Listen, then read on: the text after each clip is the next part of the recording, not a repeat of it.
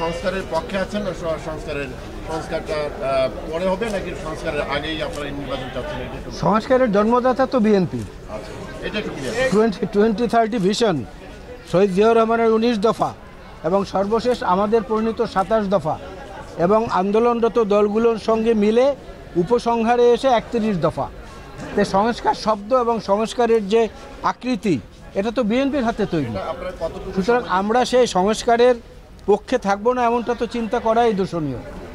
এই সংস্কারের মধ্যে এসে পরবর্তীতে যোগ দিয়েছে বৈষম্য বিরোধী ছাত্র আন্দোলনের সাহসী নেতারা এবং আজকের এই অন্তর্বর্তীকালীন সরকার। সুতরাং লক্ষ্য তো সবার এক, কিন্তু অন্তহীন সময় তো সেজন্য সংস্কারের জন্য নেওয়া উচিত হবে না। না, এটা দিনক্ষণ গুণে বলা যাবে না, এটা বাস্তব অবস্থা বলে দিবে। যেমন গতকালকে যে প্রধান নির্বাচন কমিশনার সহ অন্যান্যদের নাম ঘোষণা করা হয়েছে, এটা তো আমরা বলিনি, ওনারা করেছেন। এ তো বুঝলাম একটা পদক্ষেপ এগিয়েছে।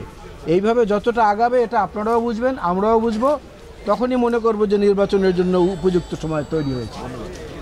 দেশনেত্রী বেগম খালেদা জিয়া বাংলাদেশের জনগণের হৃদয়ে অধিষ্ঠিত একজন নেত্রী। তিনি সামরিক বাহিনীর একজন সূর্য সৈনিকের স্ত্রী হিসাবে আমাদের ক্যান্টনমেন্টে এবং সামরিক স্থাপনায় যাবেন, এটাই খুব স্বাভাবিক, বিশেষ করে সশস্ত্র বাহিনী দিবসের অনুষ্ঠানে। তবে তার যে প্রতিক্রিয়া এবং তার যে অভিব্যক্তি আমরা দেখেছি, তাতে মনে হচ্ছে বহু বছর পর কোনো পাখিকে শিকল বেঁধে পায়ে শিকল বেঁধে আটকে রাখা হয়েছিল, সে পাখিটাকে মুক্ত জীবনে ছেড়ে দেওয়া হয়েছে, এমন অনুভূতিটা ওনার মধ্যে আমরা দেখতে পেয়েছি। তো আজকে এখান থেকে আমাদের পক্ষ থেকে আরেকটি কথা আমরা বলতে চাই আমাদের প্রতিরক্ষা বাহিনীর উদ্দেশ্য করে।